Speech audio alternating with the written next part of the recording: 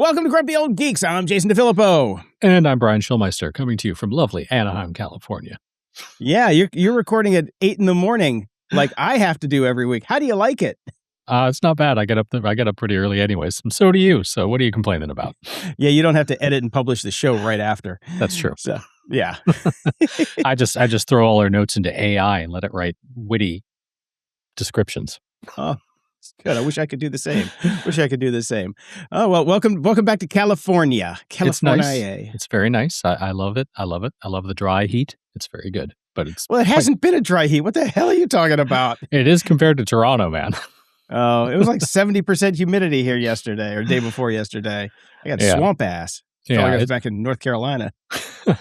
Yeah, I've only been here for a couple days, but man, we hit the ground running. Like as soon as we landed, we have a family here that we know really well. My son went to preschool here with their daughter, and we COVID bubbled together. We travel together all the time. So as soon as we landed, she was having a birthday party at some bowling alley up in like Torrance area. So we got all the way down to Anaheim, did our regular stop at In-N-Out Burger, like we always do. That's the very first thing.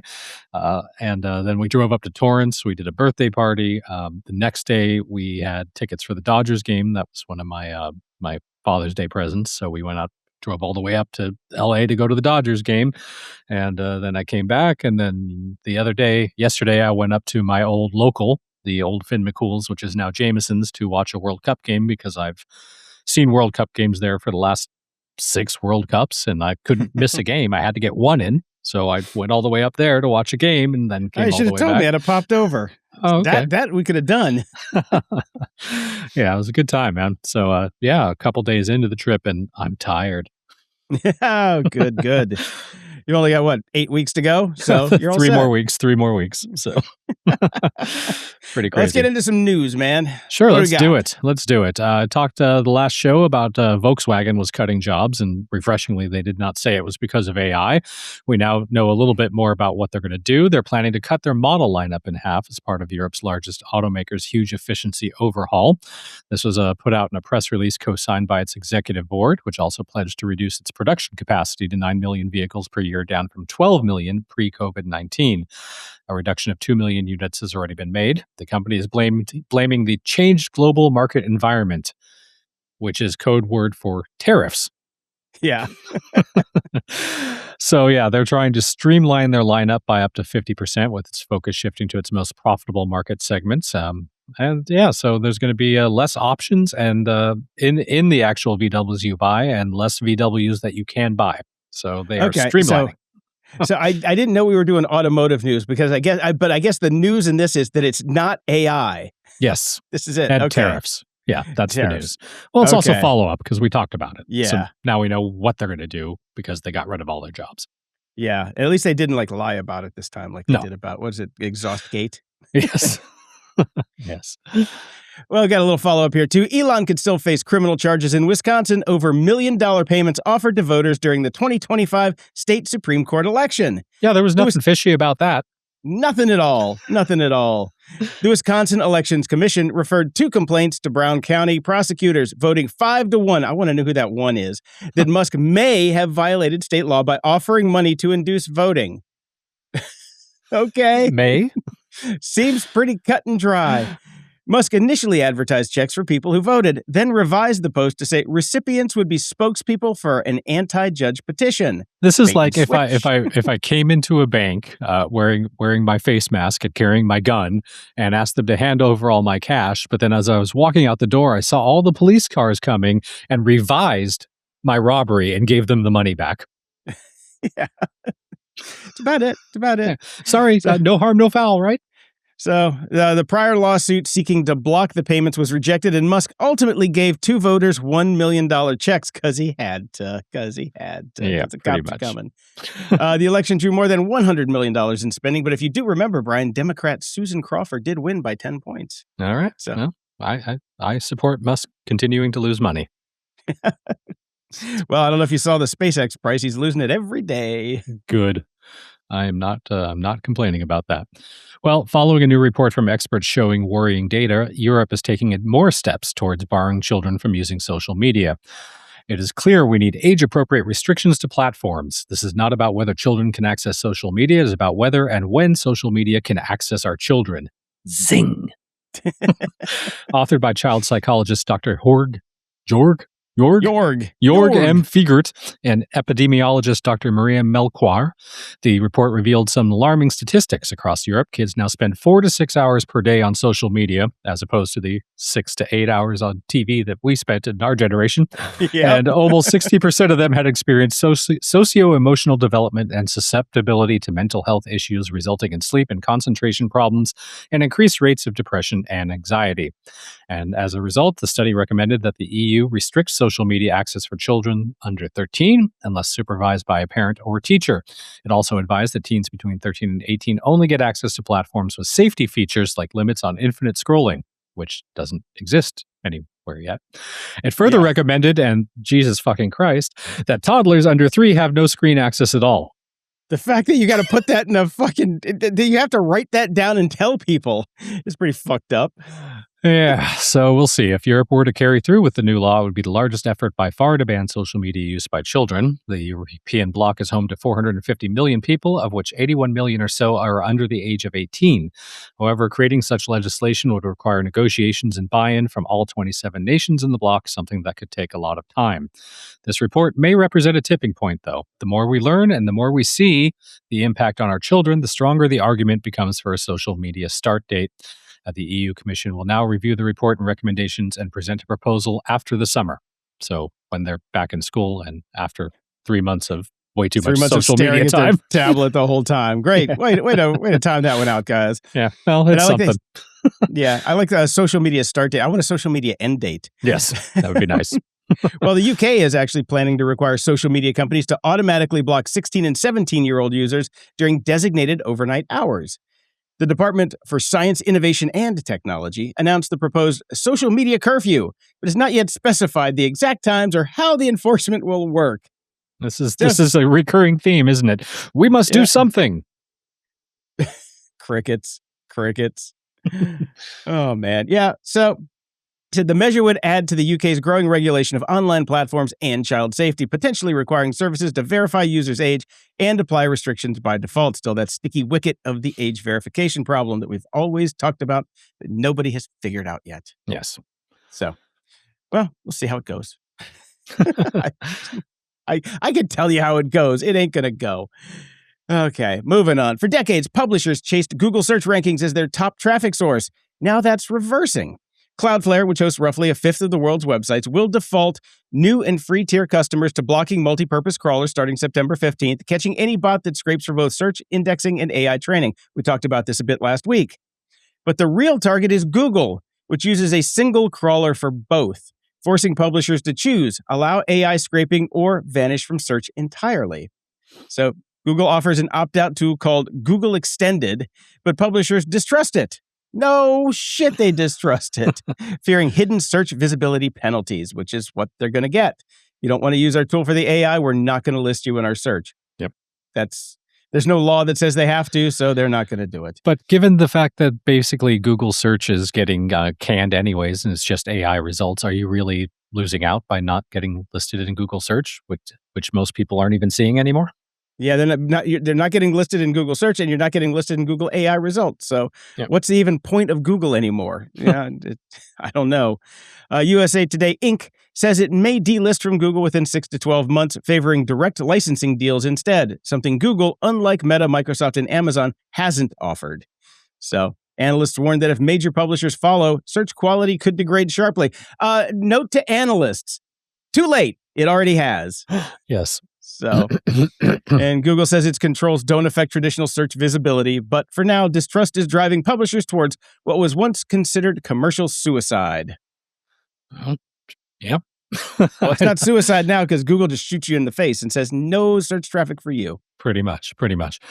We are recording on July 15th. Tomorrow's a big day, Jason. I wonder how you are planning to celebrate, because it's AI Appreciation Day tomorrow, July 16th. And we're all left wondering who asked for this, along with AI in general.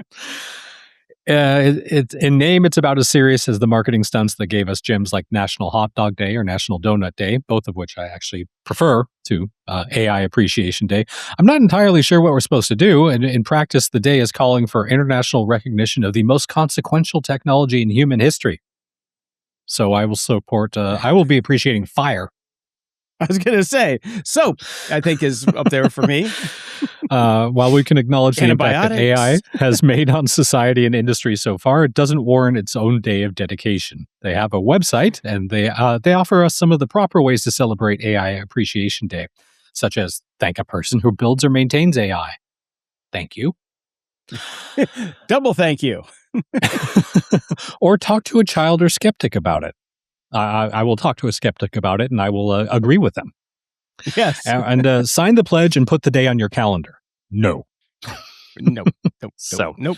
Yes, AI Appreciation Day. So yes, that's going to be awesome. Well, we could all sit around, Brian, and watch the new Anthropic ad. Oh, okay. Jiminy.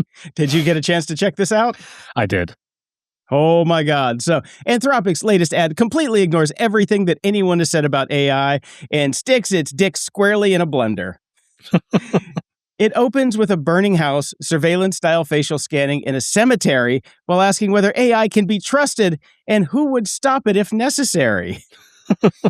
It's a series of questions that, if you apply Betteridge's law of headlines, the answer is firmly no across the entire ad. It is a total dumpster fire that was, I think, probably, Brian, this had to be created by humans because the fucking AI would have more humanity than that ad is trying to have. 100%. Yeah, it's crazy. It's insane. In the tagline, there's hope in hard questions. And the hardest question I have is, why do you keep trying to scare people into using your product when you, over and over again, tell us it's going to ruin the fucking world? Anthropic, get your shit together, man. I know. It's crazy. Well, I don't know what the world record is for killing bad AI features quickly. In fact, there probably isn't one because we just get new ones shoved down our throats left, right, and center.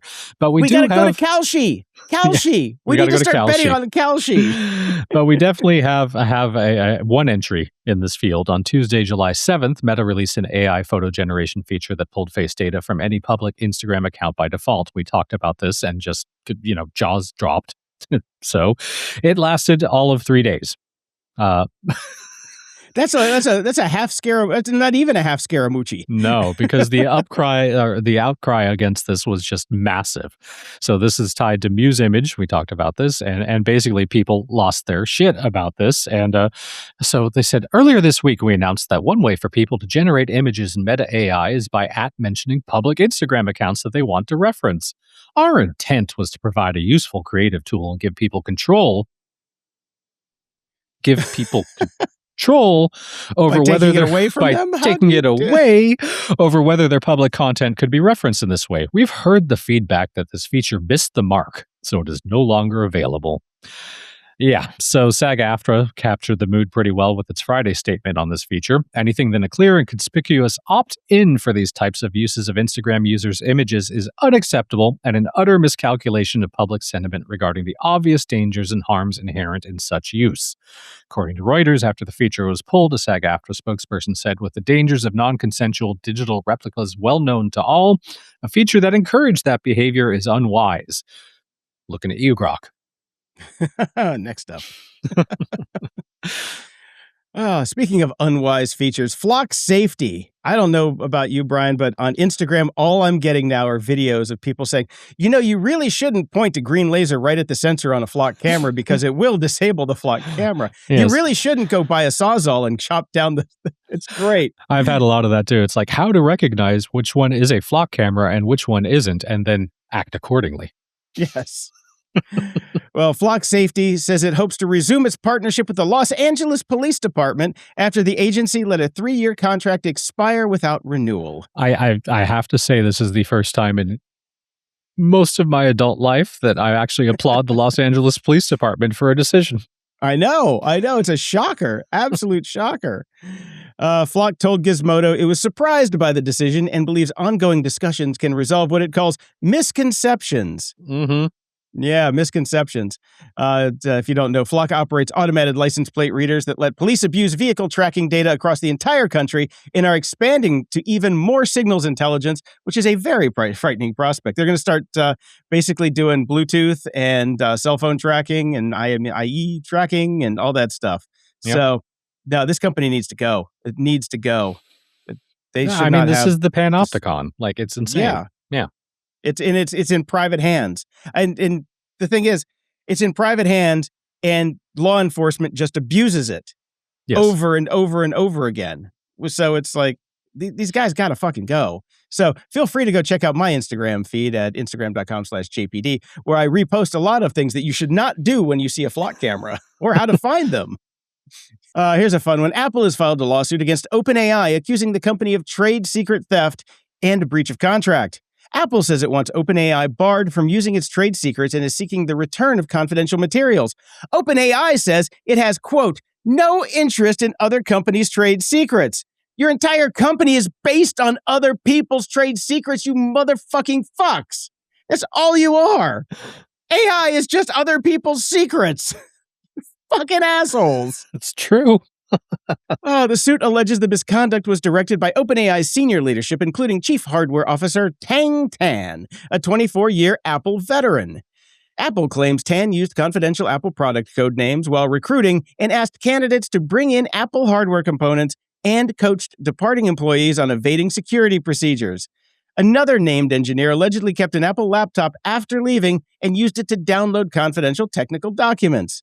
The complaint comes as OpenAI is rumored to be building its own hardware device, a potential threat to the iPhone, and that has come out that it's going to be a smart speaker like a lady in a tube. That's right. Great. they didn't want to release that, but they had to, because of all the shit that everybody's saying about you're going to make a phone and you're stealing all our phone stuff. They're like, no, we're not. We're making a lady in a tube. So unless we've hired somebody from Amazon, shut the fuck up. But definitely. Well, speaking of Apple and AI, just really quickly, I'm moving a story up a little bit just because it ties in right here really well. And I actually didn't, I have no personal knowledge about this because I'm not on any of the betas, but according to somebody over at Gizmodo, what we thought would happen and what Apple always does, this person is claiming did happen, which is Apple waits and waits when new technologies come out, and then they release something that is perfect and actually works, as opposed to the crap that we usually get at the beginning. And this guy at Gizmodo says Apple fucking did it. 1 month with Siri AI. So he's been using the beta, and he says that apparently Siri AI is the bomb.com. It actually works. It does what it's supposed to do. It's not incredibly invasive. You start to really use it all the time and start to rely on it. So I figure you do the beta stuff. Have you seen any of this? No, I don't, because I'm working on my app Trackalot at trackalot.me, and I did not want to install the beta this time because I'm working on bug fixes for the current version. So if I install the beta, then I'm going to have to be doing other crap. But after this new release comes out, which has Apple Watch support, which is pretty cool, so you can track on your watch. I love it. I will be installing the beta and giving it a shot. The one thing that bums me out is that the new on-device models only work with 17 and up. So you have to have an iPhone 17 and higher, and I've got a 16 Pro Max, which you'd think would be something like that, but not apparently enough horsepower. Not good enough. And I wonder I can't wait to see what the battery's like when you're actually using these on-device models. Yeah. It's like, might as well probably, mine some Bitcoin while you're at it and just watch your battery tank. Yeah. But no, hopefully next week I'll be able to report on this. But it's in public beta, so anybody can get it right now. You can go get it yourself. So I'm curious. I'm curious if anybody on our Discord has been using it. So it is very on brand for Apple. They wait and then they release something that's really good. So except if you count in the original Siri. Which has sucked balls since day one. Well, you figure they've had long enough to try to get it to work right now. That's true. That's true. Well, the Daily News and other newspapers have asked a federal judge to sanction OpenAI, accusing the ChatGPT maker of hiding evidence in a major copyright lawsuit. The publishers say OpenAI has stalled on turning over training datasets and chat logs that could reveal whether the company used copyrighted news articles without permission. Do we really even need to prove that at this point? No, we don't. Okay. All right. Their filing claims a recent employee deposition contradicts OpenAI's past statements about its ability to search that data, and one attorney accused the company of hiding and destroying evidence. OpenAI says it's protecting user privacy and stands by its fair use defense, adding that the Times case has weakened. The Times sued OpenAI and Microsoft in 2023 and has since been joined by outlets including the Chicago Tribune and Center for Investigative Reporting. The case is one of many testing whether AI companies can legally train on copyrighted material, following Anthropic's $1.5 billion settlement with authors over pirated books. So, Yeah. Yeah. Now, a new Verisight survey finds 69% of U.S. employees support requiring major AI companies to transfer half their stock into a public wealth fund. The survey polled 1,700 adults nationwide. That's 1,700 people who haven't looked at the financials of these fucking scam artists. I was about to say, I don't want that stock because I know they're not profitable. The proposal, championed by, of course, Bernie Sanders, would impose a one-time 50% stock tax on firms such as OpenAI and Anthropic, potentially creating a fund worth about $7 trillion. Really, Bernie? Where the fuck are you getting those numbers? The same place those companies are getting the numbers, Jason. That's true. Support remains strong, 64%, even when the policy is explicitly linked to Bernie Sanders. So that's so only 5% of the people said, no, I can't get behind it if Bernie's doing it. But advocates say the fund could distribute AI's economic gains and help offset job losses and other disruptions. Critics warn government ownership could weaken regulation and increase the industry's political influence. The rest of us who have been looking at the numbers say this is all bullshit, smoke and mirrors because these guys have not made a fucking dime. Yeah, you're better off placing bets on Kalshi or SpaceX. Yeah. SpaceX actually has a better chance. That's true, actually. We'll see. Anyways, New York has become the first U.S. state to place a moratorium on the construction of data centers, according to the Washington Post. Governor Kathy Hochul signed an executive order pausing environmental permits for large data centers consuming more than 50 megawatts for up to a year. This would give state officials the required time to create rules protecting the electrical grid, environment, and local communities. So, Elon can't fire up the methane producing power and destroy entire environments. This order will take effect immediately and not affect projects that already have required permits. So the executive order is separate from New York's Responsible Data Center Development Act, which was recently passed by the state legislature. That bill would have also banned data center permits for a year while also requiring energy efficiency goals for data centers and specific benefits for host communities. She has yet to sign that bill, but is considering it. She has previously expressed support for AI as a potential research tool and economic booster, but in the face of public opposition to data centers, multiple states are attempting to enact bans. This moratorium was passed recently by Maine state legislator. It was vetoed by Democratic Governor Janet Mills. Janet. Damn it, Janet. Europe, and never mind. Other states with legislation advancing include Washington, Wisconsin, Illinois, Pennsylvania, New Hampshire, Connecticut, and South Carolina. And local bans have also been enacted in cities like Seattle. So yeah, people are very NIMBYing about this. Actually, they're just not NIMBYing. They're just not anywhere, please. Just not my backyard. We don't need this. Thank you. We're done. We've got enough. We have enough data. We don't need more centers for it. Yes. Astronomers have detected a previously hidden population of space debris in geosynchronous orbit, the valuable region about 35,786 kilometers above the equator. About 35,786. Roughly 35,786 kilometers above the equator. Could be 5, could be 7, but, somewhere in there. Yes, this is where communications, weather, television, and navigation satellites operate. Reanalyzing archival images from the Isaac Newton telescope with a technique called blind stacking, researchers have found 25 faint debris tracks, including fragments as small as 5 centimeters. It's a hell of a fucking telescope, I tell you. Mm-hmm. Nearly 80% appear linked to undocumented breakup events. Because debris at this altitude is difficult to see and can remain in orbit indefinitely, even tiny pieces pose serious collision risks at several kilometers per second. We've all seen the movies. Yes, we have. Researchers say improved surveys are urgently needed before more satellites are launched into the region, which means they probably won't have any improved surveys because nobody's home anymore. And it's, yeah. Well, a lawsuit from 26 former Meta employees claims the company used internal AI systems to help choose roughly 8,000 workers for its May layoffs, disproportionately targeting people with disabilities and those who took protected medical or family leave. Right. Let's see who's costing us the most money. Mm-hmm. Thanks, AI. The complaint says that, quote, Meta did not assemble the termination list through the considered judgment of managers who knew the work. Instead, Meta used a constellation of internal artificial intelligence systems, including a system referred to internally as MetaMate, which sounds like an internal dating app for, hooking up with Janet from accounting. Or a high fiber substitute. Oh, that too. Yeah. I love my MetaMate. Keeps me regular. Employee trained second brain agents, keystroke and activity monitoring data, AI token usage dashboards, and algorithmically assisted performance ranking and calibration as well to score, rank, and select employees for inclusion on the list. I just want to pause for 1 second. Remember back when we kind of started on the show and everybody wanted to go work for these tech companies. They had all these perks. It's like you lounge and there's a kitchen and they'll cook you whatever you want. And there's ping pong tables and there's video games and like there's little sleep pods, which masturbation pods, let's be honest.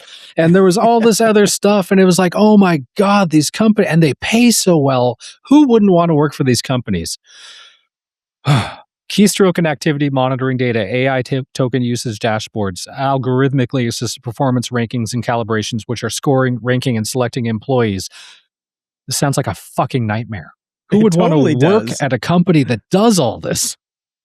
Not a lot of people nowadays, because that's why the morale is at an all-time low. It's because it went from that. It went from the place where bros could hang out and have a great time. They'll do your laundry for you even because you're a stanky old fuck because you're coding all day. Now it's just like it's Kafka-esque. It's horrible. They might as well have flock cameras set up everywhere. I'm sure they do. Plaintiffs argue Meta failed to adjust scores for leave or accommodations, violating federal and state discrimination laws. Meta denies the allegation, saying you opted in by working here. Right. Saying workforce decisions were made by people. The employees seek to pause terminations, preserve records, and require an independent audit of the selection process. Well, a federal judge has dismissed with prejudice a proposed class action lawsuit accusing Apple of failing to prevent child sexual abuse material from being stored and shared through iCloud. Two survivors identified as Amy and Jessica said Apple knowingly declined to use available detection tools, including Neural Hash, a system announced in 2021 and later abandoned. They sought to represent roughly 2,680 survivors with potential damages estimated at $32.8 billion. Judge Noel Wise ruled that the claims are barred by Section 230, which generally shields online services from liability for user-generated content. The plaintiff's attorney said they're considering an appeal and other legal options. I have thoughts, Brian, but so do you. I can see you're chomping at the bit. How can you argue with a judge named Wise? I know. She is very wise. We actually discussed this quite a bit, the neural hash technology, when it first came out in 2021, 5 years ago. And everybody was like ecstatic that they abandoned it because they're like, keep your hands off my data on my phone because it's a slippery slope. Yes. So I understand why these people might be upset, but there's a reason that we have protections at Apple for shit like this. We don't want it. We don't want them checking on everything in our phone because we've seen what happens when somebody takes a picture of his kid in a bath and posts it to Google Photos and then has his life ruined. Yes. We've seen it happen. There are other ways to find CSAM and to track it and to do all the things that you need to do without going this invasive. Just go to Grok. Just go to Grok. Here's a fun one. Professional cyclist Willie Smith was disqualified from a race after wearing Oakley Meta smart glasses, apparently unaware of a rule introduced in April banning them. Smith said the glasses were used to record point-of-view footage, not gain an advantage, and argued that a warning or fine would have been sufficient.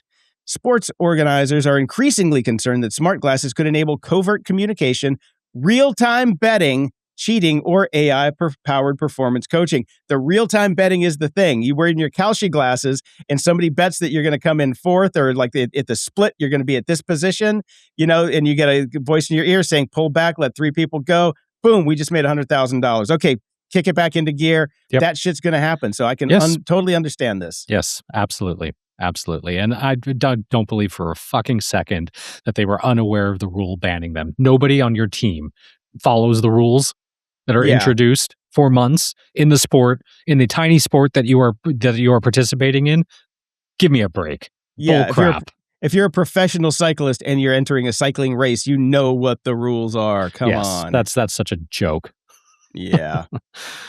So All right. another nix for the meta glasses. All Great. right. Well, there you go. So let's transition over to a bit of media candy here. I have my sober on an early morning flight movie reviews. I got a chance to watch a couple movies. I do want to state I flew with a Ghostbuster, Jason.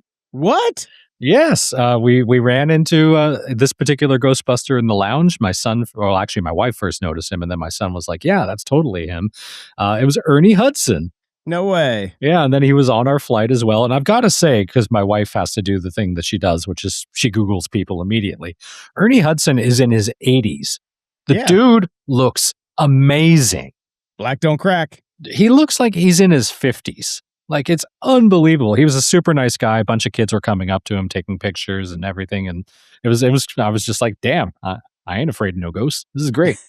Did you send your kid over to get a picture? He didn't want to. He was, my kid got a little bit shy. So, oh, okay. Yeah. Anyways, it was pretty cool though. I haven't been on a flight with a celeb in a while. I used to be always, because I was doing the Toronto LA flight all the time before I had moved there.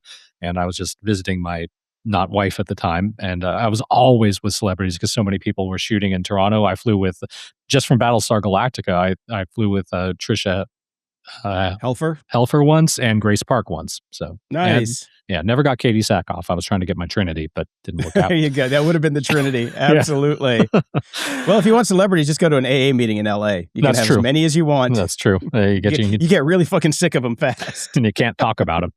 Yep. So I did watch a couple movies, 2 movies on the flight. I finally got around to seeing Project Hail Mary. Yes, on a tiny screen on a flight is not the best way to see the movie, but I'd already read the book. I knew the story, so it was fine. Really enjoyed the movie. I don't know if I liked it as much as The Martian. I think I liked The Martian more, but Project Hail Mary was pretty great. I loved it. I loved the characters. I loved the interactions.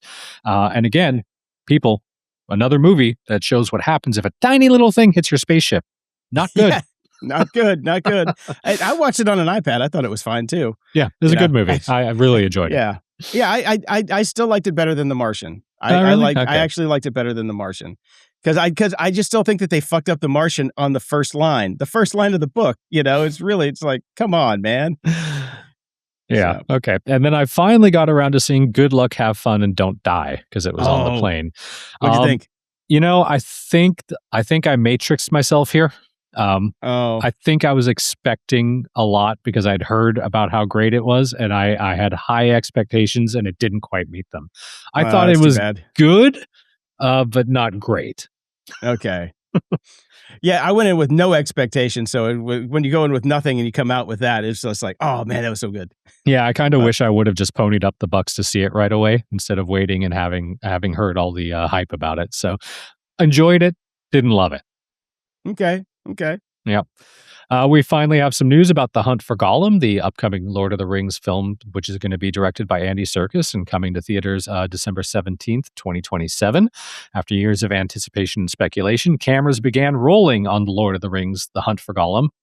And according to the news, Warner Brothers has released a short video that's sure to give you some goosebumps. I did watch it, and it got me excited. In addition to Andy Serkis, Ian McKellen, Elijah Wood, and Lee Pace are returning to their roles as Gandalf, Frodo, and Thranduil. And Jamie Dornan is replacing Viggo Mortensen as Aragorn. And Kate Winslet will be joining the fray as Marigold, and Anna Taylor-Joy as a character named Saren. So very much looking forward to this. I hope they don't screw it up. Don't hobbit it. I hope we're still alive by December 17th, 2027. That's a long way to go. That's true. It's true. But you did get the feels. The feels from the... It felt good. Yeah. Yep.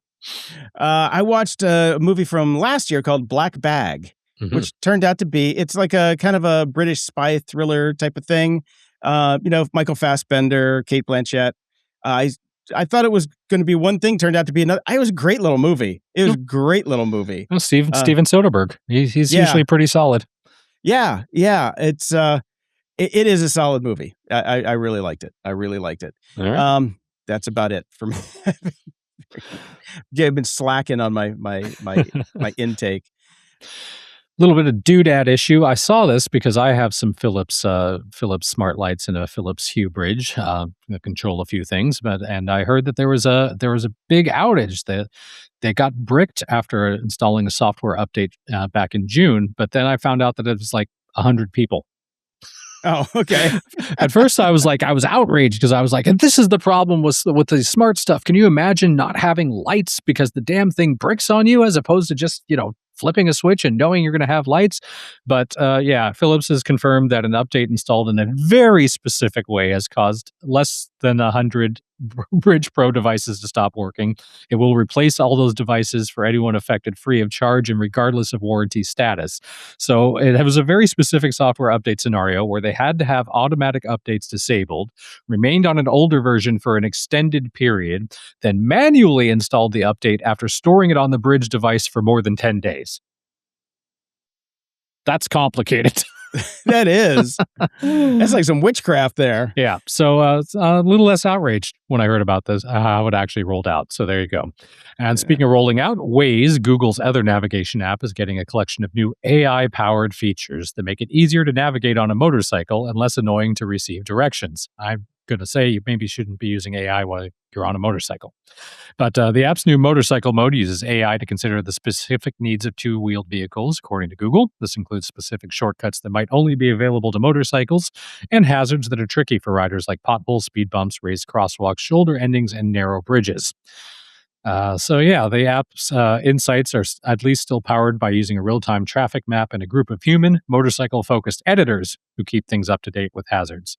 They're also rolling out something that I wish people had, a new less chatty mode, which tweaks how Waze communicates. If you hate constantly being interrupted by your next turn or upcoming hazards, toggling voice guidance to less chatty minimizes the app's voice prompts and focuses them on critical directions and reminders.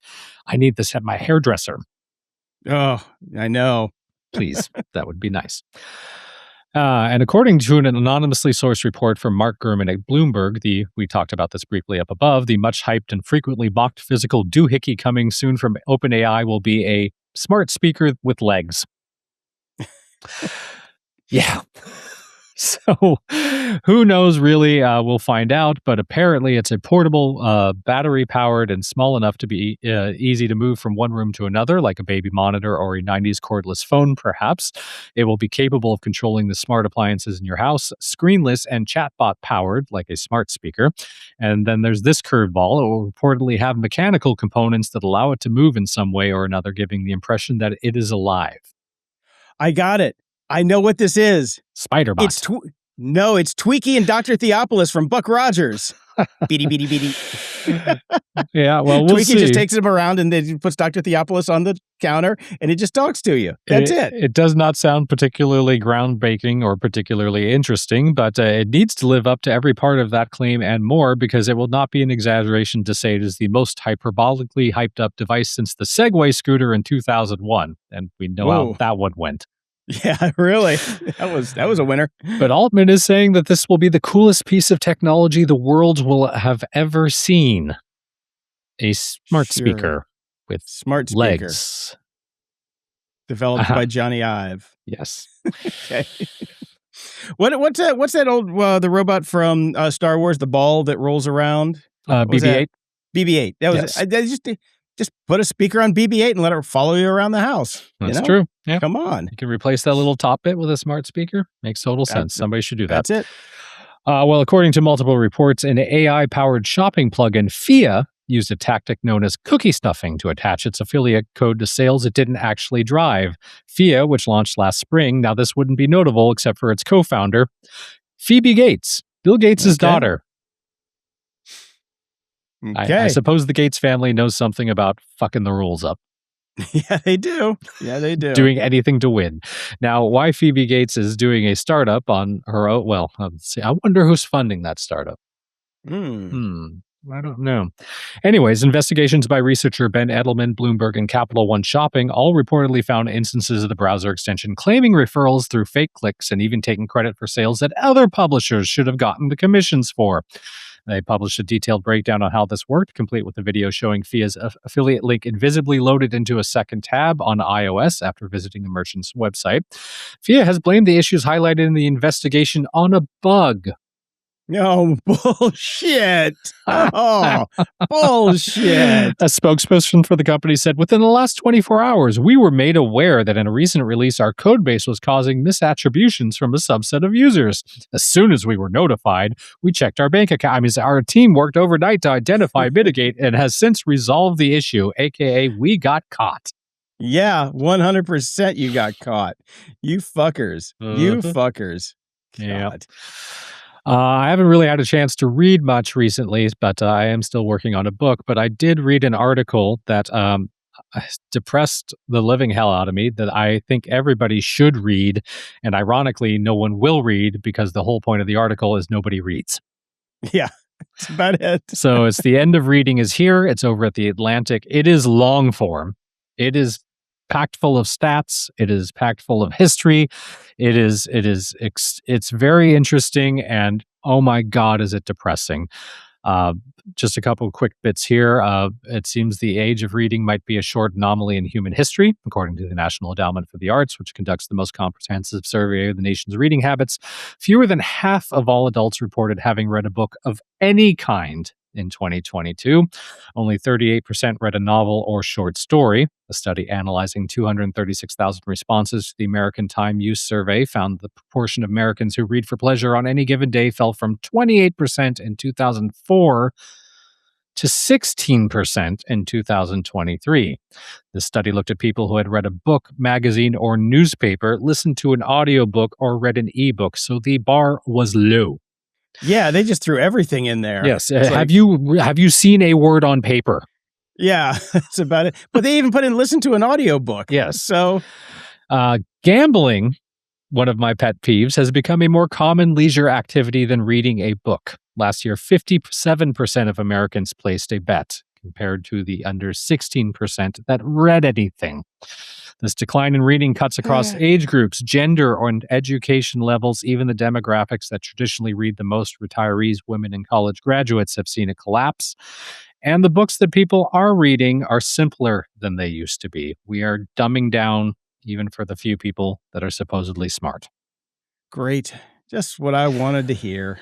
So hopefully all these people are listening to podcasts.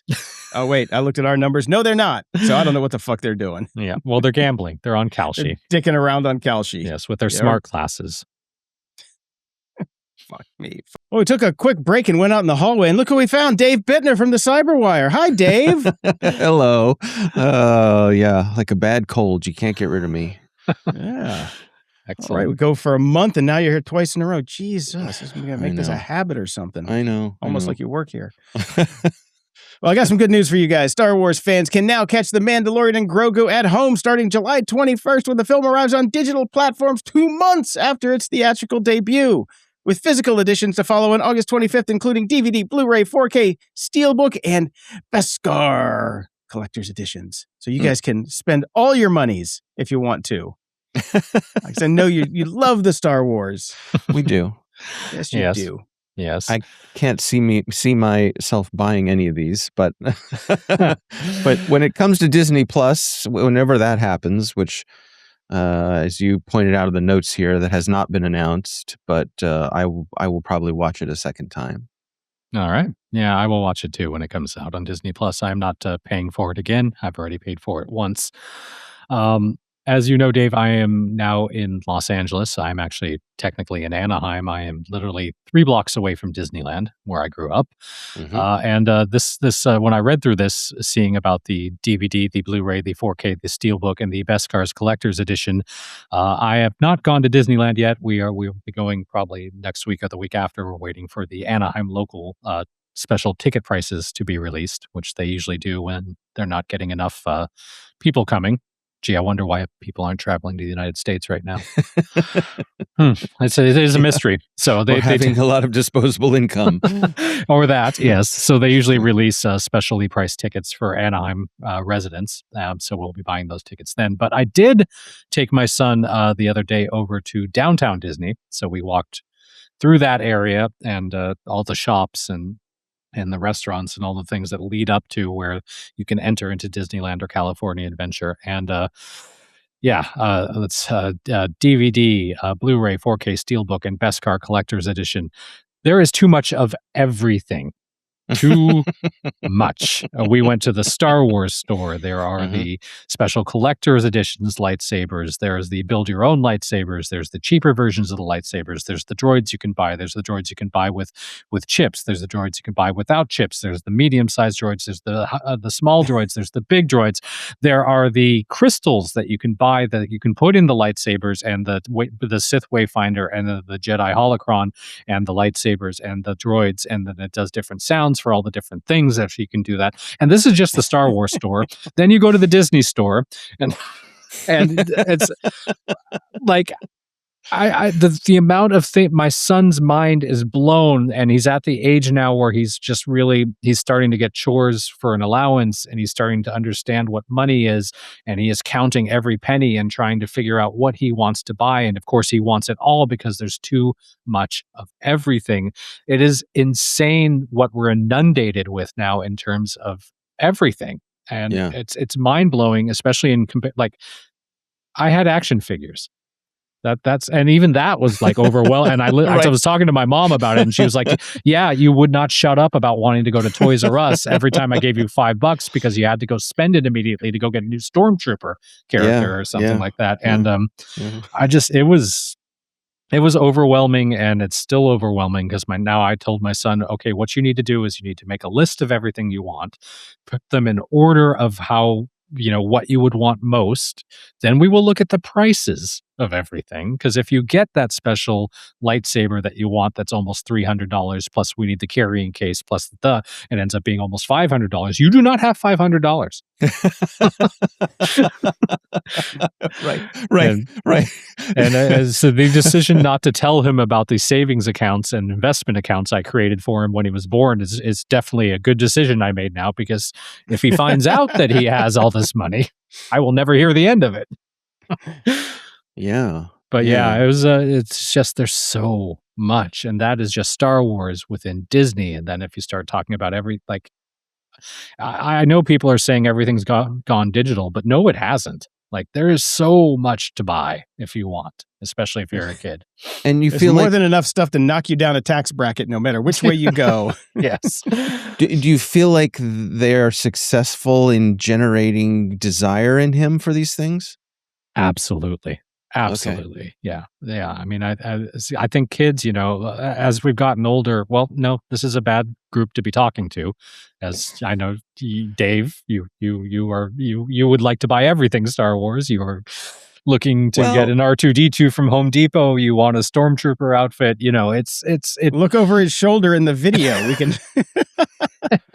I mean, so there's no doubt that they are successful. And certainly walking around downtown Disney, there were plenty of adults that didn't even have children carrying bags of stuff. Lego store, Star Wars store. I was just going to say Lego. Like you see all these adults walking around with these huge Lego bags. Yes, because they bought the Death Star or whatever. Yes, we went into the Lego store as well, and of course they have the Death Star. And Lucas is like, I want that. And I was like, that is $1,000. You are not getting that.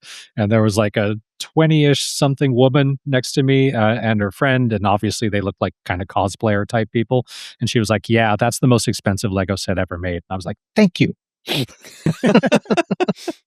Yeah, I mean, but that's really it's an interesting parenting challenge of instilling the sense of value, that money has value when you're fortunate enough, you and your wife make decent, good living. Mm-hmm. And so it's not that you are watching every penny, but you want to balance that against making the kid understand that just because you could doesn't mean you should when it comes to buying everything. Yeah, and that was the big argument for the fancy lightsaber too, because I was like, you need to understand this, you cannot play with that one. Like you Right. cannot go into the basement with your friends, like the cheaper ones that you have, and smack them into each other. Right. If you break this $500 lightsaber, I will be angry, and you will not be getting another one. Right. Do you guys remember when we were kids?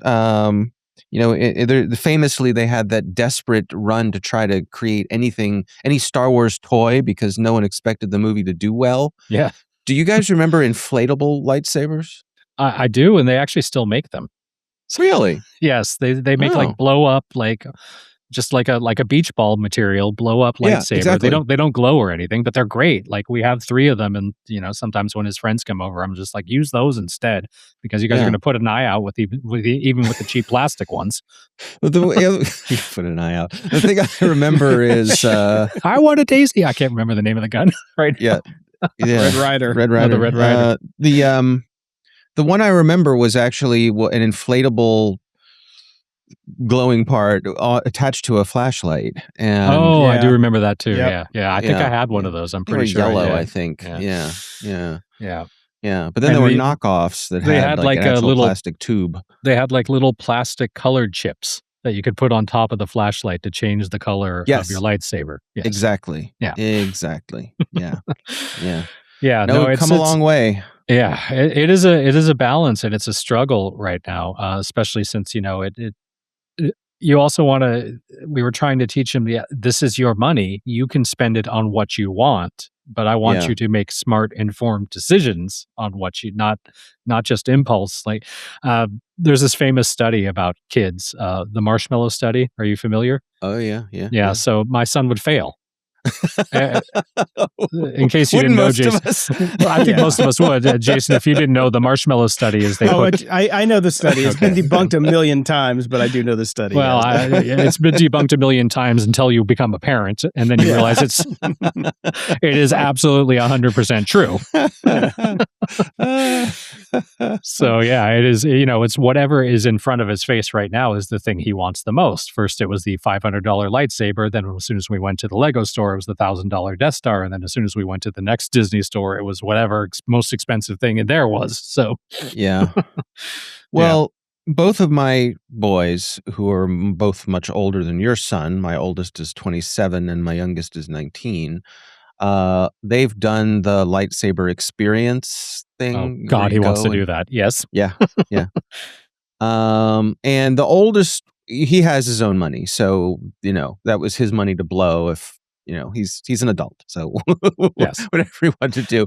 But last time we were down there with my youngest, the way that my wife and I justified spoiling him was to offer him matching funds. Yes. For something terribly expensive like that. So at least he had some skin in the game.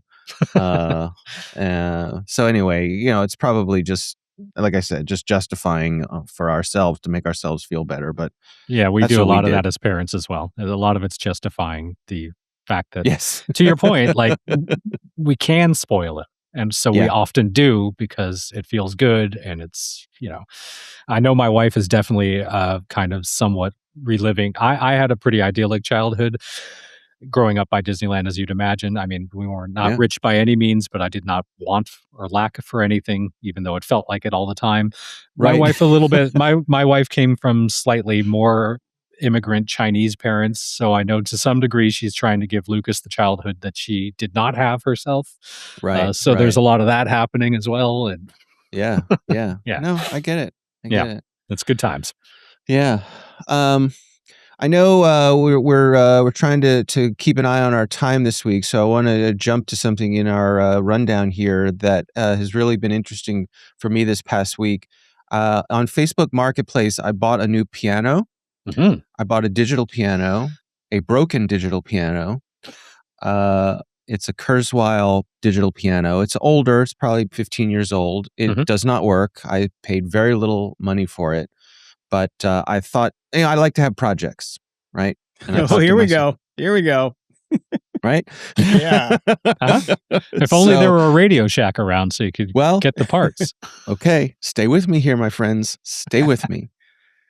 So I thought I could come at this and perhaps get it working. Right? So sure enough, I get it. It's in good shape. Bring it back, bring it to the office, plug it in. Very little happens. Nothing lights up. See a little bit of activity on the LCD screen. Start taking it apart. And it struck me, I said, hold on. What if I ask my new best friend ChatGPT about this? Could it help me fix this? So I said, hey, ChatGPT. But my wife and I, by the way, have come to refer to ChatGPT as our friend Chet. So whenever we're talking about something, we were like, well, why don't you ask Chet? Or I asked Chet. Chet said this. So anyway, I asked Chet. I said, this is the model number I have. These are the symptoms it's displaying. Is there anything you can do to help? And it replied and it said, oh, yes, absolutely. I've fixed many of these. Uh-huh. I'm like, okay, with what hands? But all right, fine. And it says, okay, I'm going to look up, see if I can find a service manual. Nope, wasn't able to find a service manual, but I found service manuals for some of the products that are similar to that one, and that should get us going. It says, do you have an oscilloscope or a multimeter? Like, what tools do you have available? And I said, I do not have an oscilloscope, but I do have a multimeter. It said, great, that we can work with that. It says to me, and this is the part that blew my mind. It says, can you upload a photograph of the power supply board, both front and back, so I can reverse engineer it? Okay. Okay. I said, okay. So I did that and uploaded it, and it said, okay, terrific. I see what's going on here. And it just basically told me, how this thing works. It says, all right, based on what we're seeing here, I've narrowed it down to these three potential most likely problems. So here's what I want you to do. Over on this part of the board, there's a bridge rectifier. I want you to take your meter and I want you to measure what's on these two pins and tell me what you see. Like, okay, I measure it like 6 volts AC. Okay, it should be getting 12 volts AC. That tells us a lot. And we go through this process of elimination where it's asking me to take measurements around the board. It's telling me what it thinks might be the problem. It's narrowing things down. It's ruling things out. It's giving me lists of the potential of each thing being the actual problem. And then at the end, after, a couple of days of just kind of playing with this in my free time, it gives me a parts list. It's like, okay, here's what I want you to buy.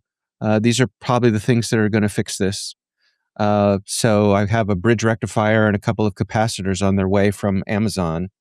Did it ask you to buy a banana to stick in your ear too, just because it does hallucinate every now and again? Yes. Well, so the thing is, I can't wait for Chet to say, "Game over, dude." Yeah. Thanks for letting me out, Dave. Right. Yeah. Or you picture me slumped over the keyboard, having been electrocuted. One down. Right. But so it's not fixed yet, but I was really kind of blown away at the part where it asked me to upload photos of the printed circuit board. Right. So it could reverse engineer them. And it seemed to know what it was doing. Like it was figured out how this thing works. So, another thing, at one point it asked me to take close-up photos of some of the components so it knew what they were. I was like, oh, okay, that's a 5-volt voltage regulator, and that's a 12-volt voltage regulator. Do me a favor, check the pins on that and see what it's reading. It's like, oh, okay, well, shouldn't be doing that. Like, it's just, it's as if I have a mentor sitting over my shoulder, walk me through this. That could be wrong. Statistically, it's wrong 12% of the time. Yeah, so. But I have very little to lose.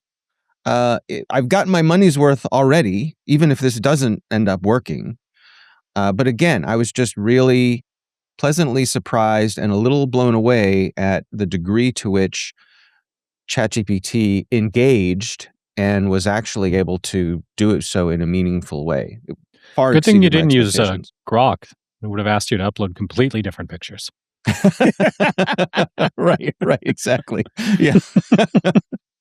Yeah, that's true. I mean, that's interesting. I mean, that does sound like a fun project, and certainly I'm always hesitant because of the hallucinations and how often these things can be wrong, but it's certainly a more engaging and interesting process than trying to, say, drag find a manual from somewhere, like some Right. Kurzweil archives, like going into the Wayback Machine and Kurzweil's site, because this is what we would have had to do, 20 years ago, 15 Yeah. years ago, and trying to go from there and not really knowing still, like, okay, I've got a schematic. Now what? Like, And for someone like me who I would say I have an above average knowledge base of basic electronics, and I'm pretty fearless when it comes to things like soldering and, all those sorts of things. But I can only go so far looking at a circuit board or a diagram or anything like that. So, and the other thing, I was talking to one of my coworkers about this, and she said, "Well, this strikes me as being exactly the kind of thing that ChatGPT should be good at." Yeah, because it's very methodical. It's it's data driven. Yeah, and it is it's electronics. It is literally like, follow Right. the lead. Where's the power? What's it? Right, and there's tons of information about this kind of troubleshooting online. Yes. So.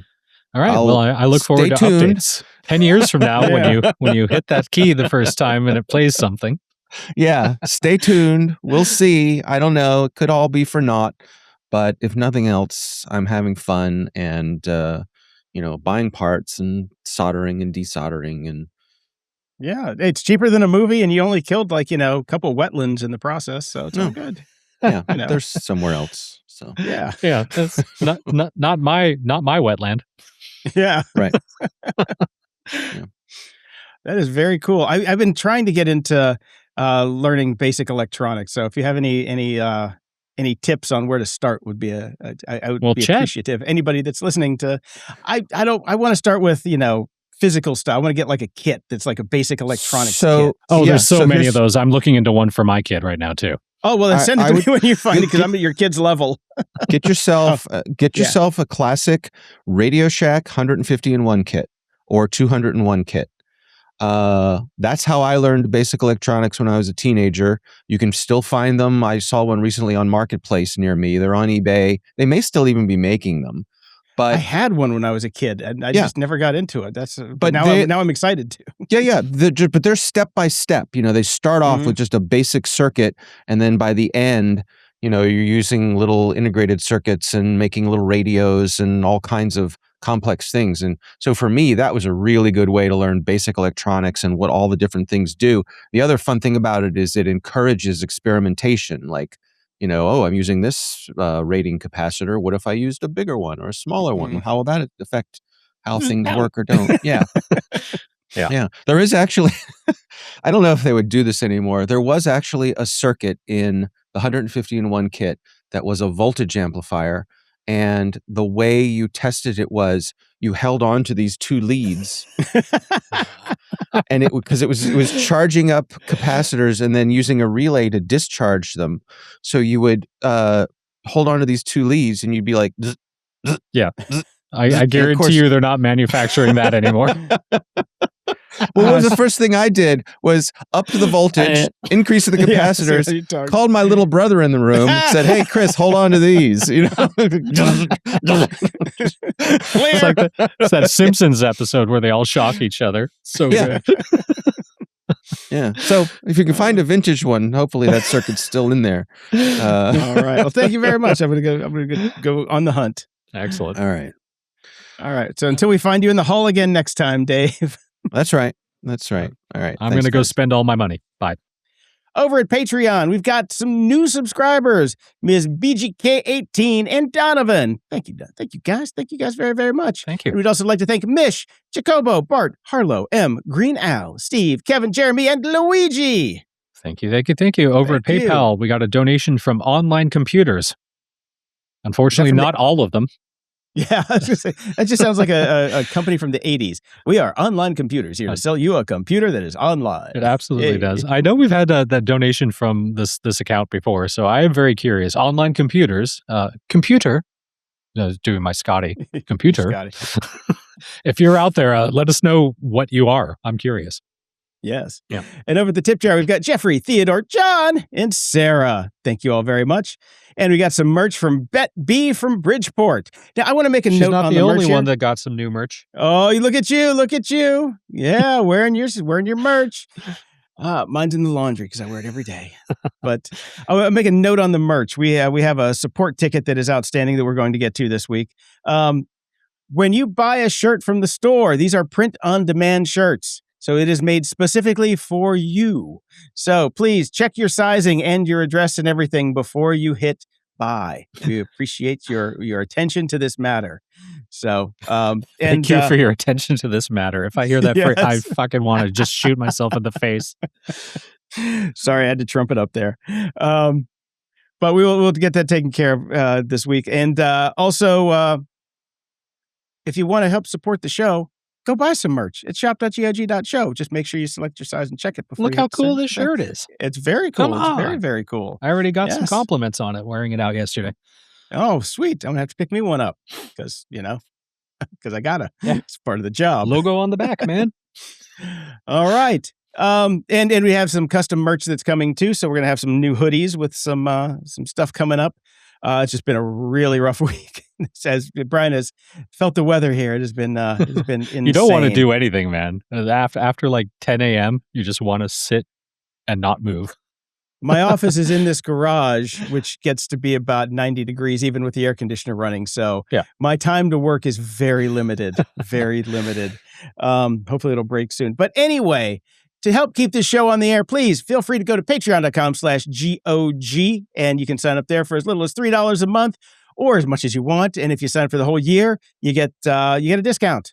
I don't know why they just do that, but you can. And you get the show early, ad-free, and in high definition. You can also sign up at YouTube. We do have a new YouTuber, but I forgot your name because I forgot to go get it because it's early in the morning because Brian's in California and he got me ass out of bed. So next week, we will give you a shout out on the show, I promise. So you can sign up at YouTube, become a member, get the show a little early there as well. And you can give us money at Patreon or at PayPal, tip jar. Just go to gog.show/donate. Like I said, it's early and I really flubbed this part of the read, but it's what keeps the show on the air. Your support keeps our show on the air, so we appreciate it. Really, we do. We do. And next week, I'm going to spend it on coffee because Brian's going to be in California for a couple more weeks, and I'm going to have to drag my ass out of bed again. So, yay. Yay, you can do it. Got some sad news. Dave Kendall, creator and former host of MTV's 120 Minutes, has died. The British-born Kendall conceived 120 Minutes after joining MTV as a producer, pitching the network a dedicated program for the punk, post-punk, goth, synth pop, ska, and other underground sounds, largely ignored by corporate rock radio. I lived and breathed 120 Minutes. It debuted on March 10th, 1986, and Kendall later served as host from 1989 through 1992. In the years following his departure from MTV, Kendall continued working as a television host and producer while frequently performing as a DJ. He later hosted a show on Sirius XM's First Wave, which I also listened to, and served as a correspondent for the Bangkok Post in Thailand, where he lived during the latter parts of his life. Now, having watched White Lotus, I do get a little concerned when I see older white people moving to Thailand, but yes, I'm sure Dave was a stand-up guy because 120 Minutes was bee's knees. Yeah, I can't find anywhere how old he was, though. I can't either or cause of death, but this was just announced yesterday, so I'm sure we'll hear something. Maybe. Who knows? Whatever. And in kind of somewhat even bigger news for my childhood, Sam Neill, the Jurassic Park star, has died at age 78. He was best known for his role in 1993's Jurassic Park as Alan Grant, the film's hero. He also had starring roles in The Hunt for Red October, I know a personal favorite of yours, Jason, and The Piano, and also appeared in TV shows like The Tudors and Peaky Blinders. In a statement shared on Instagram on Monday, July 13th, the actor's family said that his death was sudden and unexpected. So sad news. Yeah, this one hit me hard. I love Sam Neill. And don't forget, he was the Antichrist in The Omen 2 and 3. That's true.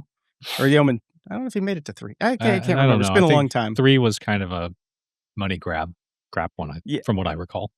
It's hard to remember. But the Omen, he was the president of the United States as the Antichrist in The Omen. But also, if you've never seen the movie The Dish, which is a delightful movie from New Zealand, and he starred in that, and it's one of the greatest movies you've never heard of. It's about the satellite dish down there that really helped like a space mission because they were trying to track this thing around the Earth and the moon. And I think I saw this. It was a great movie. I'm pretty sure I saw this when it came out. It is ringing a bell, but I look at like the artwork, no clue. Yeah, it was. I mean, it was about the Apollo moon landing, and it's really cool. I highly recommend it. If you can find it, I highly recommend it. Cool. Until next time, I'm Brian Schulmeister. And I'm Jason DeFilippo. Thanks for listening to Grumpy Old Geeks. Get all the links and goodies from today's episode at gog.show/755. Want to keep the grumpiness alive? Toss a few bucks our way at gog.show/donate. Every penny keeps the show on the air. Trust me about that. Love the show? Share it. We love your word of mouth. There's a share button in your podcast player. Use it. Spread the grumpiness to friends, foes, and everyone in between, and we'll love you for it. Social media. Share the show. Click the links. Tell somebody, please. For the love of God. Swing by GOG.show to join our Discord and chat with us and other show fans. Got thoughts, feedback, cool links? Hit us up at GOG.show/contact. And hey, don't forget to leave a 5-star review at GOG.show/review, and we'll read it on the air. And guess what? We've got merch. That's right. Snag your grumpy gear now at shop.gog.show and stay grumpy. Thank you for your attention to these matters.